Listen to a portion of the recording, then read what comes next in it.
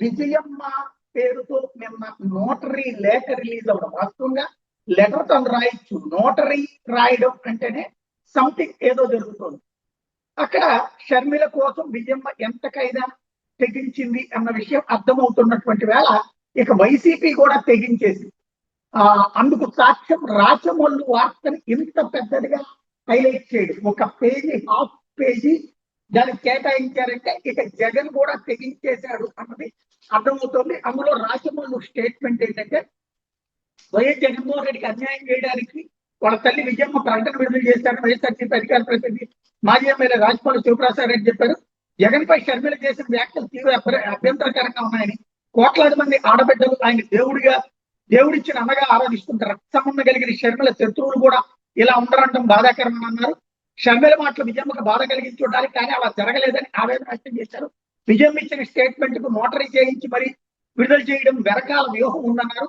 వైఎస్ఆర్ భారీగా ఏం చెప్తే అది ప్రజలు నమ్ముతారన్న అభిప్రాయంతో నోటరీ చేసి మరి లేఖ విడుదల చేశారన్నారు. ఈ లేఖ మొదటగా టీడీపీకి చెందిన సోషల్ మీడియా గ్రూపులో కనిపించిందని, దీన్ని బట్టి స్క్రిప్ట్ ఎవరు రాస్తున్నారు, ఎక్కడ తయారవుతున్నారు దాని మీద ప్రజలకు అవగాహన కలిగిందన్నారు. విజయమ్మ అనేక సందర్భాల్లో తాను షర్మిల వైపే అన్న విషయాన్ని చాలా స్పష్టంగా చెప్పారన్నారు. విజయమ్మ రాసిన లేఖలో మేనల్లుడు మేనకోడలికి అంటే షర్మిల కూతురికి కుమారుడికి జగన్ తీవ్రమైన అన్యాయం చేశాడంటూ పేర్కొనడం కూడా చాలా బాధాకరం అన్నారు. నిజంగా ఈ మాట ఎవరైతే నమ్మితే మీ కుమారుడు జగన్ ఇంత అన్యాయస్తుడని భావించరా? మీ కుమార్తె షర్మిలను రక్షించే ప్రయత్నంలో కుమారుడి గౌరవాన్ని రెండు తెలుగు రాష్ట్రాలు అత్యంత కింద స్థాయికి తీసుకుని పోయే విధంగా మాట్లాడుతున్నట్టు విజయమ్మను రాజమౌళి ప్రశ్నించారు. జగన్మోహన్ రెడ్డికి నిర్దేశించి షర్మిల చేసిన అనుచిత వ్యాఖ్యలపై స్పందిస్తే గోబెల్స్ ప్రచారం అంటే విజయమ్మ లేఖలు రాయడం అన్యాయం అన్నారు. తాము వాస్తవాలే ప్రజలకు చెప్తున్నామని, చంద్రబాబు కుట్రలో పాల్పంచుకుని తమ నాయకుడిని వ్యక్తిత్వం చేసుకుంటే దాని నుండి కాపాడుకునే ప్రయత్నం చేస్తున్నామన్నారు. విజయమ్మ ఒక తల్లిగా తన కుమారుడి కోసం పడాల్సిన ఆరాటం పార్టీ నాయకులుగా తాము పడుతున్నామని, తమతో పాటు జగన్ అభిమానించే లక్షలాది కుటుంబాలు ఆరాటపడుతున్నాయన్నారు. తాము ఎంత బాధపడుతుంటే కుమారుడి ప్రతిష్టను కాపాడేందుకు ఆరాటపడకపోగా షర్మిల కోసం జగన్ ని దిగజార్చే ప్రయత్నం చేస్తున్నారని ఆక్షేపించారు. షర్మిల జగన్ తమకు రెండు కళ్ళతో సమానమని, ఏ కంటిని కూడా గాయపరిచే పని చేయబోమని, కానీ జగన్ పై అసత్య ప్రచారానికి అడ్డుకట్ట వేయడానికి తాము స్పందించాల్సి వస్తుందన్నారు. చంద్రబాబు స్వార్థ రాజకీయాలకు ఆయన చేతిలో షర్మిల సునీత పావులుగా మారి మా నాయకుడు వైఎస్ జగన్మోహన్ రెడ్డి ప్రతిష్టను దెబ్బతీసే విధంగా, మా పార్టీ ప్రతిష్టను దెబ్బతీసే విధంగా మాట్లాడడంతో మనసు బాధ కలిగి రాష్ట్ర ప్రజలకు వాస్తవాలు తెలియజేయాలన్న ఉద్దేశంతోనే కొన్ని రోజులుగా నేను మీడియా ముందుకు వస్తున్నా. రాజశేఖర రెడ్డి గారి కుటుంబంలో ఉన్న వ్యక్తుల గురించి కానీ, ఆ కుటుంబ వ్యవహారాల గురించి కానీ మాట్లాడాల్సి వస్తుందని కల్లో కూడా మేము ఎప్పుడు అనుకోలేదు.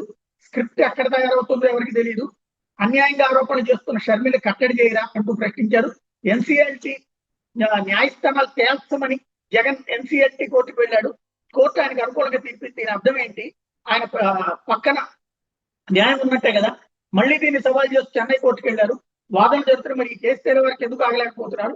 జగన్ ఒక్క మాట కూడా మాట్లాడలేదు కదా, కానీ షర్మిల కట్టుబడి లేదు కదా, తప్పెవరిది? మీరు ఒక సైడ్ న్యాయం తీసుకోవడం కరెక్టేనా అన్నటువంటి ప్రశ్న. బేసిక్ గా కుటుంబ సమస్య వరుసకెక్కింది.